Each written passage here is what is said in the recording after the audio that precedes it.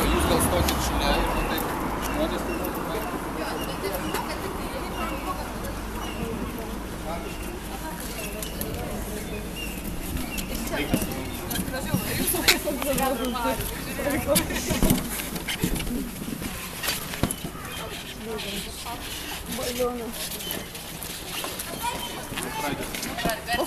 Šiandien mes, Norvegijoje gyvenantys lietuviai, susirinkome čia, Lietuvos Respublikos ambasados Osle tam, kad prisijungtume prie neabejingų mergaitės išgyvenimams, jos skausmų ir pagalbos šauksmų.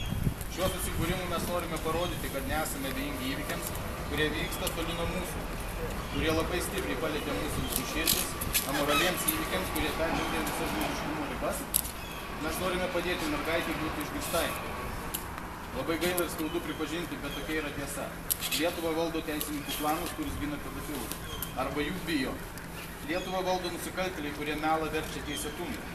Iš besitęsiančių įvykių Lietuvoje matome ir drąsiai teigiame, kad Deimantės Kėdytės atvejis yra puikus pavyzdys, kad vaiko teisės ir geriausi vaiko interesai nėra prioritetas valstybei, o skambus pasisakymai dėl to, kad valstybė yra pasiruošusi ginti vaikus, yra viso labo deklaratyvūs teiginiai įvaizdžių tarp rinkėjų stiprinti.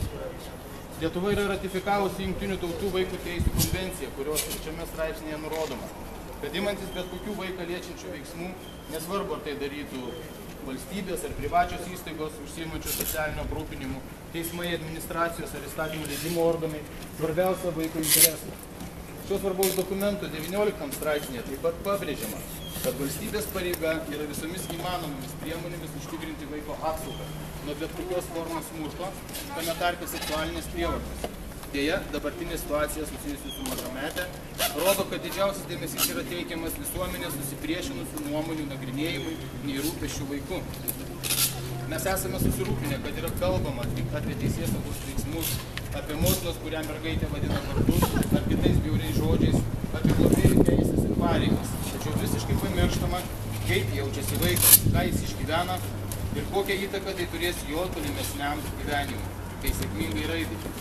Visoje situacijoje mergaitė yra išnaudojama kaip objektas, stumdomas tarp atskirų susipriešinusių pusių ir visiškai nekalbama apie tai, kaip apsaugoti ir taip nukentėjusio vaiko vaikystę. Nuo 1995 metų, kai Lietuva ratifikavo Jungtinių tautų vaiko teisių konvenciją, tarptautiniu mastu įsipareigojo skirti visus turimus administracinius, socialinius, politinius, ekonominius ir kitus išteklius tinkamai vaikų teisių apsaugai ir įgyvendinimui. Tačiau Lietuva iš tikrųjų nepadarė jokios pažangos vaiko labui.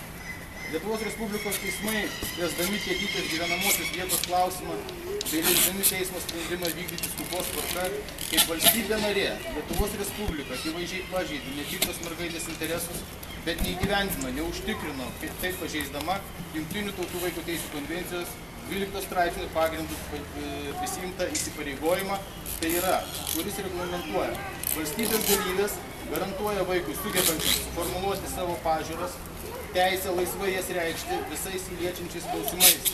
Be to vaiko pažiūroms, atsižvelgiant į jo amžių ir brandumą, skiriame daug dėmesio.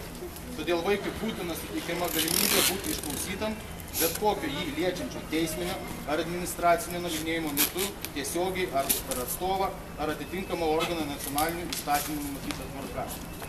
Jei mes tylėsime, mūsų vaikų niekas negirdės. O jei valstybė neužtikrina tai, ką privalo, mes negalime leisti jai suklysti, nes vaikai mūsų ateitis. Lietuvos Respublikos konstitucijoje, kuri turi įtvirtinti piliečių pagarbą valstybei ir valstybės pagarbą savo piliečiams, bei jų prigimtinėms žmogaus teisėms nurodoma 18 straipsnį, kad žmogaus teisės ir laisvės yra prigimtinės.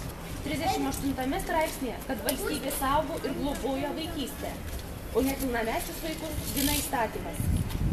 Tačiau Deimantės Kėdytės byla puikus pavyzdys, kad yra pamirštama apie vaiką, jo nuomonę ir suaugusiųjų pareigą užtikrinti įvairiapusę vaiko apsaugą, o taip pat apie geriausius vaiko interesus. Ragindami valstybę vykdyti savo pažadus, kuriuos įsipareigojo įgyvendinti siekdama užtikrinti laimingą vaiko vaikystę ir sudaryti tinkamas sąlygas vaiko gyvenimui, fiziniai ir psichiniai raidai, jo asmenybės vystymus. Mes mes reikalaujame, kad nepaisant bylos sudėtingumo, pirmiausia bus užtikrintos tinkamos apsaugos priemonės pačiam vaikui. Mes esame labai susirūpinę dėl situacijos įtakos mergaitės raidai, jos psichologiniai savijautai ir jausmams, kurios mergaitės gali gyventi. Regis Lietuvos politikų, valdininkų ir kiti teisėsaugos pareigūnai negirdi, ką šaukia maža bejėgė mergaitė. Gana ginti pedofilus, nebijoti pripažinti ir išduoti tuos, kurie iš tiesų yra kalti prieš mažąją mergaitę. Lietuvos galvom ir dabar jau turėtų būti gėda dėl nekompetentingumo, nenoro atskleisti visiems tiesos, o labiausiai dėl to, kad Lietuvos piliečiai pagalbos šauksmo kreipiasi ne į jūs, o kitų šalių institucijas, kurie ko gero jautriau reaguoja į šią situaciją Lietuvoje, nei patys Lietuvos žmonių išrinktieji atstovai. Taigi svarbiausias mūsų šios dienos susirinkimas čia yra dar kartą garsiai pakartoti Deimantės Kanytės žodžius ir padėti jai būti išgirstai. O mergaitė sako, aš tavęs nemyliu, Laima, tu melagi, negalvok, kad aš tave myliu, tu mane pamasi, palik mane ramybėj, Laima, tegu manęs nemuša vaidas. Laima, jei myli mane, kodėl leidai, kad man skaudėtų? Laima, tu ne žmogus, Neringa daug geresnis žmogus. Laima, daugiau tavęs nenoriu matyti. Laima, neverta tau tuos laiškus rašyti, juk žinai, kad aš tavęs nemyliu. Mano didžiausias noras, kad gyvenčiau su Neringa. Ta visi esame girdėję. Džiugu, kad Lietuvos piliečiai, nors ir prievartaujami tos pačios valdžios, turi akis, klausą, širdį bei ryžtą ginti savo teisės ir laisvės. Kai neteisingumas tampa teisė, pasipriešinimas tampa pareiga. Ar Lietuva teisinė valstybė ar teisininkų? Vaizdelis toks, kad jie ten šaškim žaidžia ką nukirt, o ką į damkės pastatyti. Iliuzija apie demokratinę teisinę valstybę Europos centre jau sklaidosi ir kokia viso to baigtis dar neaiški. Gal naivu tikėtis radikalių permainų valstybės valdymą, bet nenuleidžiant rankų ir kovojant, kaip istorija rodo, galima viską pasiekti. Tikėjimo bei stiprybės tau, Deimante, ir tave mylintiems bei globojantiems žmonėms. Ačiū visiems susirinkusiems.